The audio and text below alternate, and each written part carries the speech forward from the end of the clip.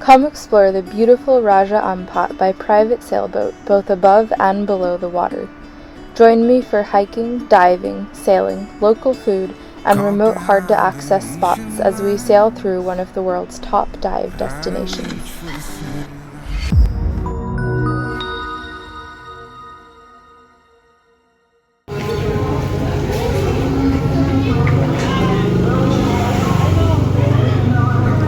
Welcome to Raja Ampat. There are 3 ways to get to this magical place: plane, ferry, or private yacht. I was lucky enough to be invited aboard the Oyster 62 Uhuru when they stopped in Raja Ampat halfway along their circumnavigation of the world.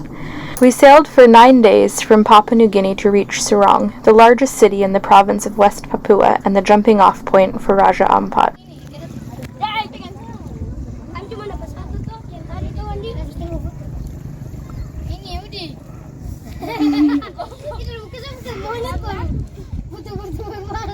Many of the people are migrants from other Indonesian islands. This results in a mixture of cultures and different religions. Churches and mosques sit side by side as a testament to the diversity of Indonesia. Sorong is known as the gateway to the famous and beautiful Raja Ampat Islands. Sorong means literally deep and turbulent ocean and comes from the Sorari language of the Biak Numfor people who first settled into the area.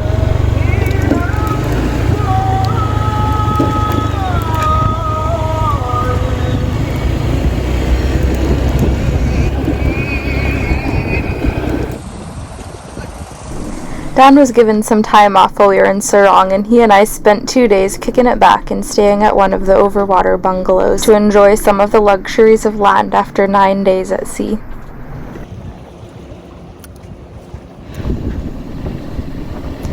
Before leaving the bustling Sorong for the outer islands, Dan and I rented a scooter and headed to the market to stock up on freshies.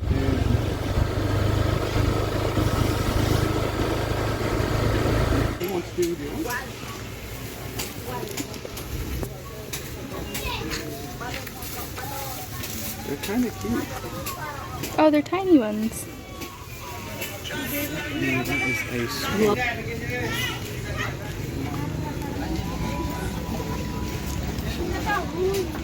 This is how you can get how many pounds of squid in a cubic meter? It's like mermaid hair.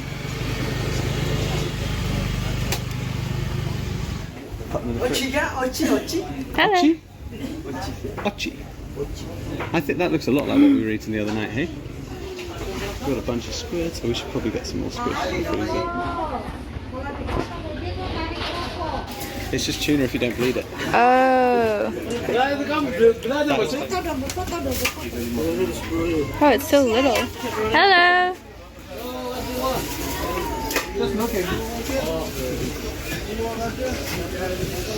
I thought it might be. These are all tunas. How much for this?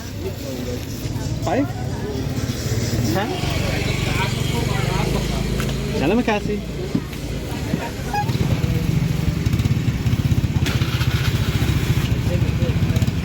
Salamat sarvi. Before we left Sorong, James, the captain, tied Uhuru alongside a fuel barge to take on some more diesel.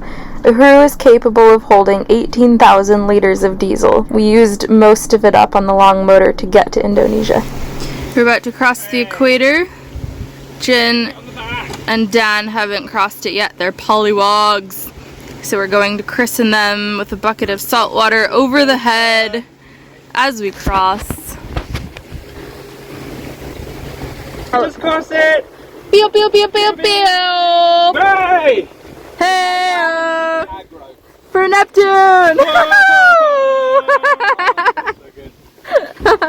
Oh, James is Neptune. Yeah, the captain is Neptune.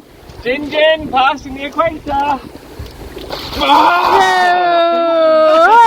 Oh, face shot.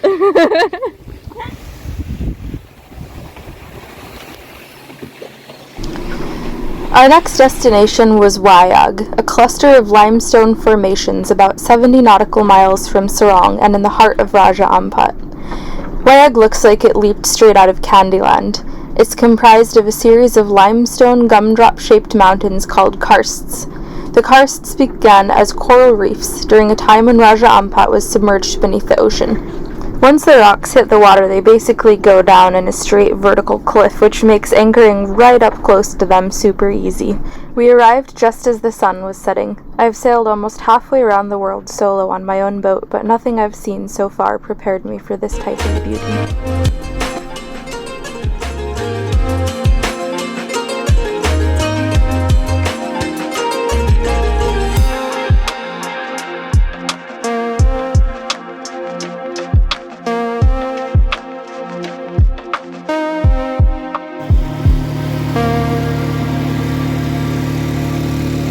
On our second day in Wayag, Dan and I hopped in the dinghy for a sunset hike up one of the gumdrops to see what sort of view we could find of the island. We definitely were not disappointed. Oh, I'm so sweaty. So basically it's just raw coral up here. We had to climb about a 20-foot cliff. I found the other way. Dan just found the way we should have come. Have to climb a 20-foot cliff. We climbed a 20-foot coral cliff to get up here, which was actually really fun, but we don't really want to climb back down the cliff after the sun has set. So Dan is sort of scouting out the proper way to get up, but we did both enjoy the cliff way.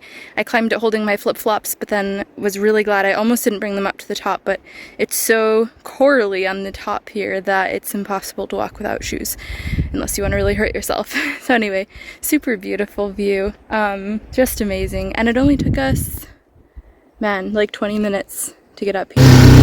We're off on another adventure! We moved the boat into some very cool peaks.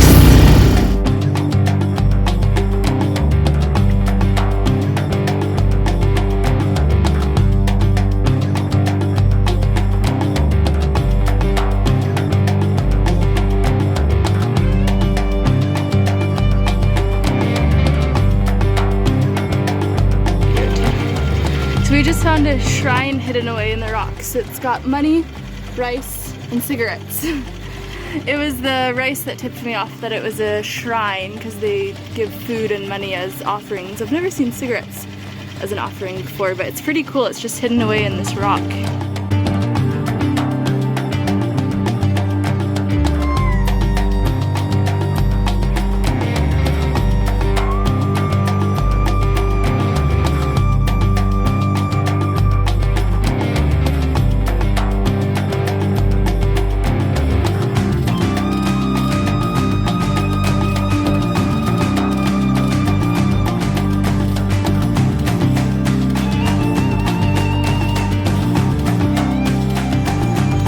Today we are going to go see some sharks in a shark sanctuary.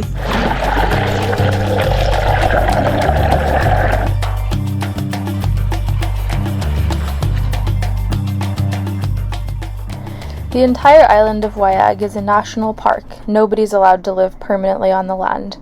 There's a ranger station, and locals take turns staying on the island as rangers for 2-week rotations each year. The rangers make sure there's no illegal fishing going on and nurture a little sanctuary of mostly black-tip reef sharks. They allow tourist boats to come swim with the sharks, and I imagine they must feed them to attract them to the spot, because I can't think why else so many sharks would congregate in front of that one specific beach. A portion of the money they make from the tourists who hire boats to swim with the sharks goes towards the conservation, so I feel like it all equals out. We showed up in our dinghy and weren't asked fees or approached by anyone. Even if we'd wanted to pay, we didn't see anyone that we could pay. We didn't find the rangers even though we looked. So we hung out and swam with the sharks after the local boat left with the tourists for the day. And it was different than swimming in the Tuamodus. Whakarava South Pass has a healthy population of wild sharks that hunt the fish that live in the pass. And this felt a wee bit more curated, but now I'm just being a shark snob. It was pretty cool.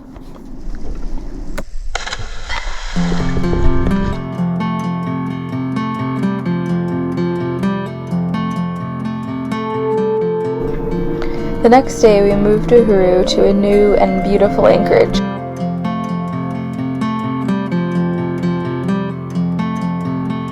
It's so tempting to just keep moving around here every day because each spot is beautiful and unique for so many different reasons. Basically, as soon as we got in and after we dropped the anchor, we launched the dinghy and were immediately ashore for another beach fire and beautiful sunset over perfectly still water. Dan has another day off, so we have been dropped off on this deserted beach. We're making a fire, we hung the hammock. Yeah, it's just a really awesome day to chill or run around doing things. We have this whole beach to ourselves. Basically, Wayag is a national park, and as far as we know, the only two boats here are Uhuru and Katush, which is our friends. So this is just paradise. It's amazing.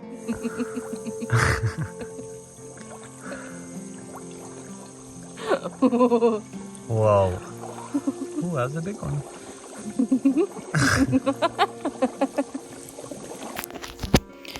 We're making a little beach fire and lighting it a way that I learned in the Marquesas actually, which is that you use a coconut. So we've got this one opened up down here, and then I took 2 pieces off of this just to set these on fire and then kind of stick them in.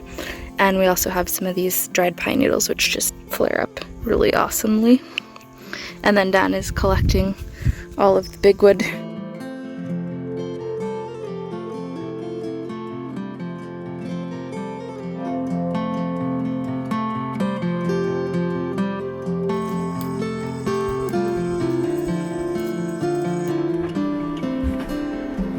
Smelling these dumplings and seeing these dumplings, I'm very excited for dinner. Is there anything that I can do to help the sauce or something? We came home to some beautiful homemade dumplings. Jin is from Taiwan and learned this recipe from his grandmother, and he'd spent the entire afternoon making them for us. She may. Yeah, but if I was to make them, they Oh, wouldn't look that pretty. it's really easy if you learn. If you know what you're doing, yeah. Yeah.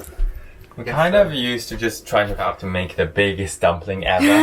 Just like fill it in with everything and have like, and it's very ugly, and then your parents hate you. That's hilarious. Ah. We used to try to see how much Nutella we could put on our toast. Sorry? The next day we left Wayag to head back to Sorong because my time on Uhuru was coming to an end. We'd done a bunch of dives with the Uhuru equipment in Wayag, and Dan and I planned to do some dives with the local dive company as well out of Sorong to round off our trip.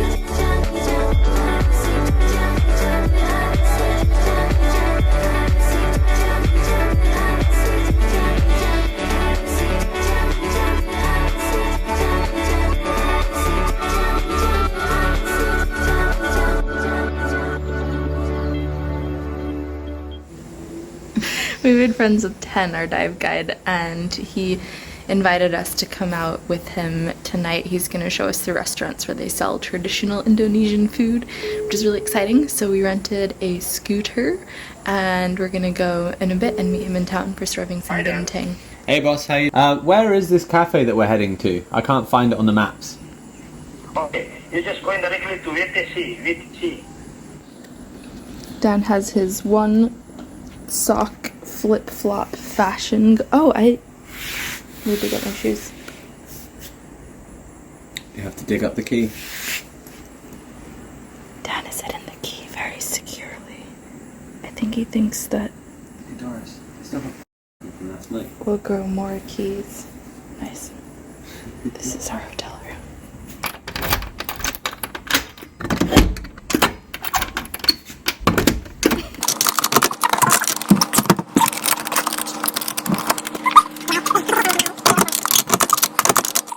I eventually managed to get the door open to get my shoes, and then we took off into town to find the cafe where we were meeting Ten and his wife for a local Indonesian dinner experience.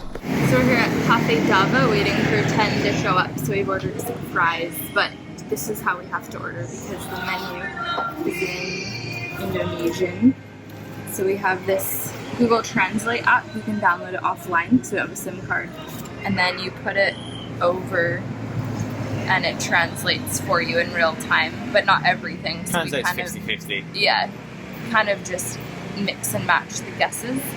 And that is how we decided to order French fries. But Ken is going to tell us all the real Indonesian stuff to order, so we just wanted something for our stomachs while we were waiting. Ten said he was going to give us a food tour. Yes, he did.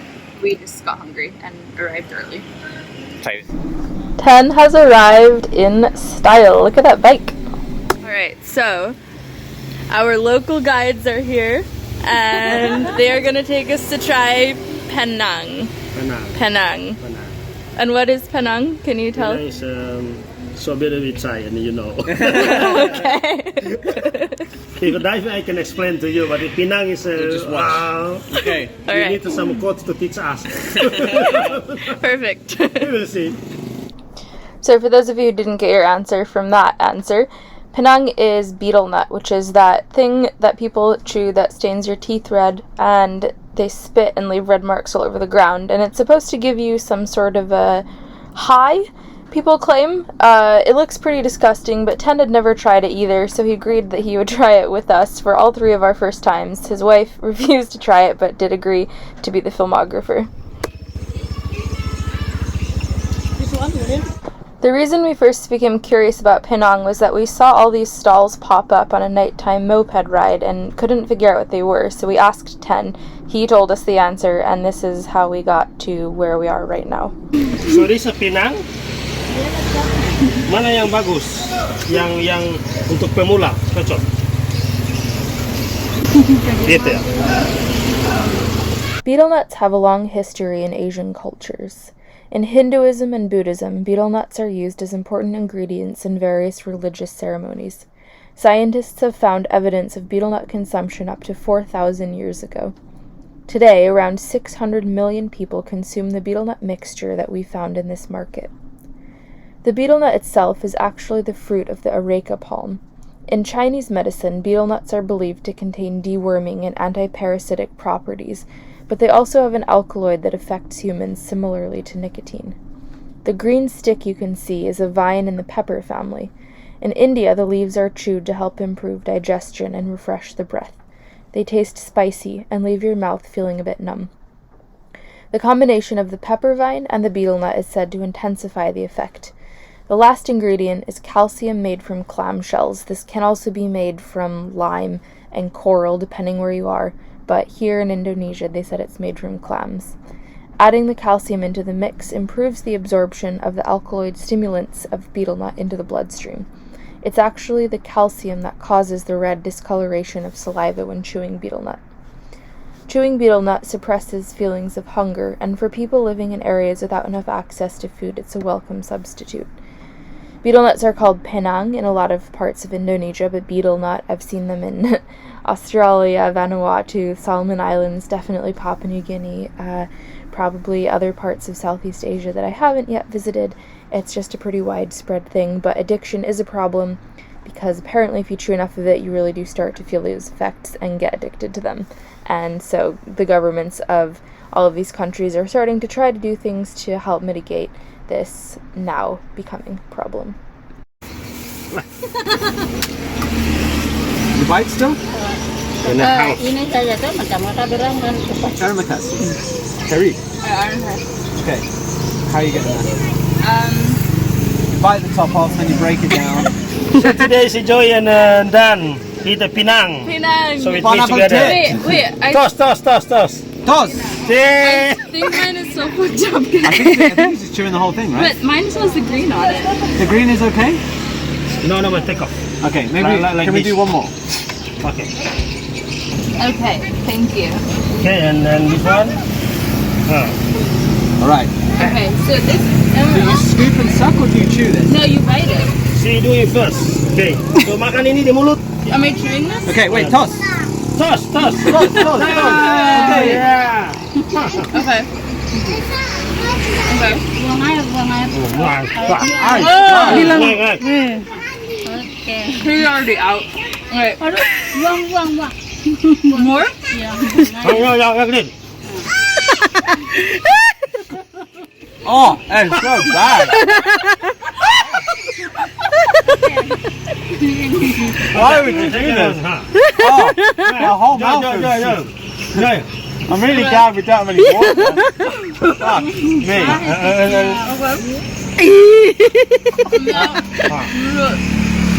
Jangan lagi kasih dia tunggu.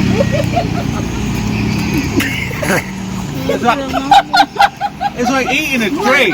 Buang air. Oh, Buang why? air.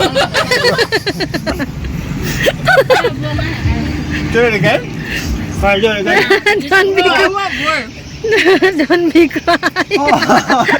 Hi, Mr. Ram. Hello. Oh, give me more than that. Does anything happen? No, you just... I don't want anymore. Dia buang tak salah.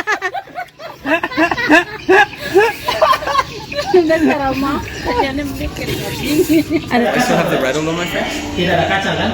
I think you're good. So now we're at a restaurant. We're gonna try some local food. Yeah, Pinang. After the Penang, ready to have something else in my mouth. I'm ordering Okay, you perfect. just follow. That sounds good. Ayam geprek, spicy chicken. Sounds good. It's not too spicy like in the morning. Okay, no, the morning spice was good. I liked it. We're at one of Ten's favorite local restaurants and we're giving him full say on what we have for dinner, but his wife's a bit worried that it's going to be too spicy for us. We talk about the spicy. I say no. What, the spice you made today was lovely. Yeah. And anything. If it's too spicy, we try. I want. Ten picked out spicy chili chicken and rice for each one of us. We all got the same thing.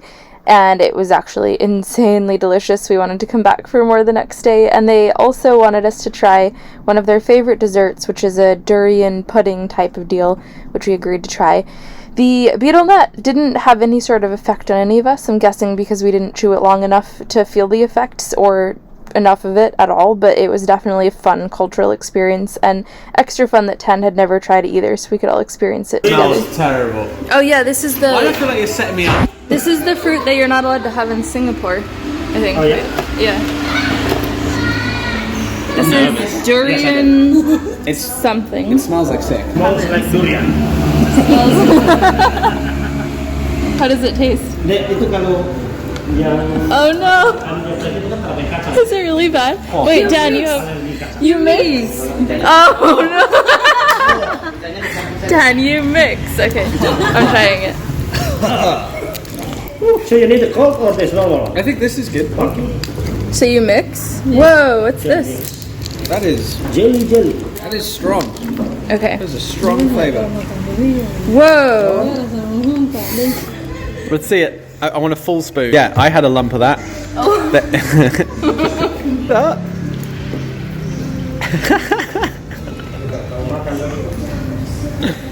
It's like not bad. Better than Pinang. Better than Penang. But for me, it's why we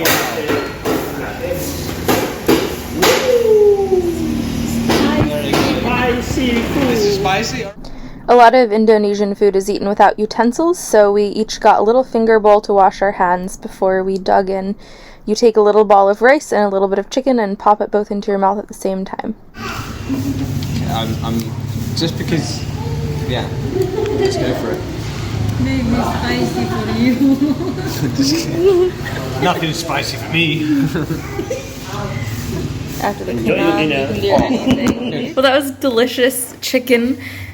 Spicy. We did manage to eat it with our fingers without making too much of a fool of ourselves. And now I know why in Indonesia all the restaurants have little sinks, because people eat with their hands and then afterwards they go and wash their hands in the sink. Now we are home. We stopped by the convenience store to buy some water because you can't drink the tap water here. We got some fun mystery foods for tomorrow because breakfast ends at 9 and we are sleeping in, man. Peace out. Let's go. Stylish Scoopy. Boom, boom. It's my last day in Indonesia. Dan is taking me to the ferry that goes to Sorong, where I'll then get on a plane to Indonesia, from there to Townsville, and then back to my little Gek, who's been waiting patiently for me in the marina. I'm on the ferry from WHSE to Sorong. Said bye to Dan. He dropped me off on the scooter. We had my backpack, this guy that I packed all my stuff in, and then my little carry-on backpack and a snack bag, which is very important, and then all our dive stuff, and then Dan's backpack for the weekend. So it was really funny. We're all laden down on the scooter. This is the first leg of my journey back, so I take the ferry to Sorong, then a taxi to the airport, and then it's 2 flights to Bali, night in Bali, and then tomorrow afternoon I fly out to Sydney and then to Townsville. So it's gonna be a long trip. Already miss everyone.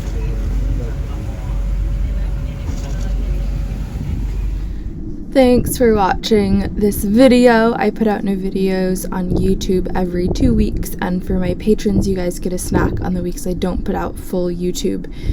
This edit has been a marathon because I'm currently working my way up the Great Barrier Reef in Australia on Gecko, and just sort of had this realization that I'm gonna be out of cell, internet, Wi-Fi, etc. for the next 3 weeks, and realized that I have to do some edits to sort of stockpile stuff. So I did a snack for my patrons, and then I just did this entire edit in one sitting, and it's almost 10 o'clock at night, and I am so tired, but I got it out, and it was really fun reliving all these silly experiences. So anyway, I really hope you guys enjoy this one. When it comes out, I will be somewhere south of the Torres Strait, maybe in it, who knows. Thank you for your patronage, my patrons. It's my primary source of income. The only other one is ads generated on YouTube, so I do appreciate everything that you guys donate to me, and it is what keeps me going on this trip. If you'd like to become a patron, my Patreon is patreon.com/windhippie, and for one-time donations, I have a PayPal, paypal.me/windhippie, and I just appreciate every little bit you guys give me. Keeps me going so I can keep making these videos for you. Thanks Tish for helping me remember to get these things edited, being my little manager. Thank you guys for your comments on my videos. I read all of them. I like all of them for the most. I like pretty much all of them. And I think that's it. Oh, I do merchandise. Everything is in the links below. Easy to find. And I'm gonna go to bed. I will see you guys, patrons, next week on Patreon, and YouTubers, I will see you in 2 weeks with another YouTube. Okay, good night.